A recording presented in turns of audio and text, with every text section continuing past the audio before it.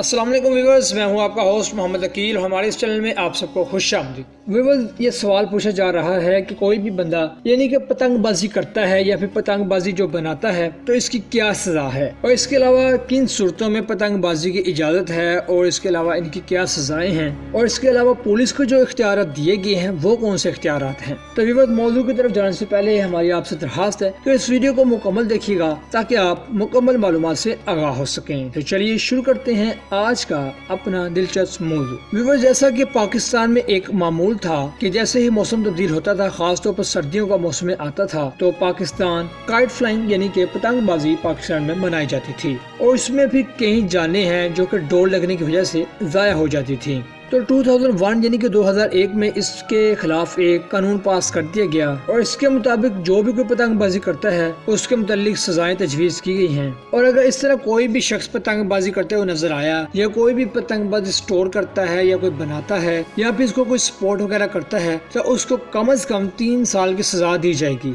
या फिर इसमें ज्यादा से ज्यादा आपको 1 लाख रुपया जुर्माना हो सकता है, या फिर आपको ऐसा भी हो सकता है कि आपको दोनों सजाएं दी जाएं। और पुलिस के जो इख्तियारात हैं, पुलिस को इख्तियारात ये हैं कि पुलिस किसी भी बिना वारंट के आपको गिरफ्तार कर सकती है, और इसके अलावा किसी भी प्लेस के ऊपर यानी किसी भी जगह के ऊपर जहाँ पतंगबाजी हो रही है, ये इवेंट हो रहा है, तो पुलिस को पूरे इख्तियारात हैं कि वो आपको पकड़ कर जेल में डाल दें। और पुलिस को ये भी पूरे इख्तियारात हैं कि वो ये नहीं देखते कि दिन हो या रात हो, जहाँ भी कहीं भी किसी भी टाइम उन्हें पतंगबाजी होती हुई नजर आ रही हो तो वो किसी भी वक्त आपको गिरफ्तार कर सकते हैं और सजा दे सकते हैं। और इसके अलावा किसी भी स्टोर में कोई सामान पुलिस वगैरह रिकवर करती है, देखती है, तो उसको सील किया जा सकता है, यानी कि हमेशा हमेशा के लिए बंद किया जा सकता है, और स्टोर करने वाले को सजा भी दी जा सकती है। और इसके अलावा जो है, अगर किसी को भी इस जुर्म के अंदर सजा वगैरह हो जाती है तो इसकी जो अपील है वो कोर्ट ऑफ सेशन के अंदर होगी, और ये जो आखिरी लास्ट फोरम होगा, और इसके बाद जो है फर्दर अपील का ऑप्शन मौजूद नहीं होगा,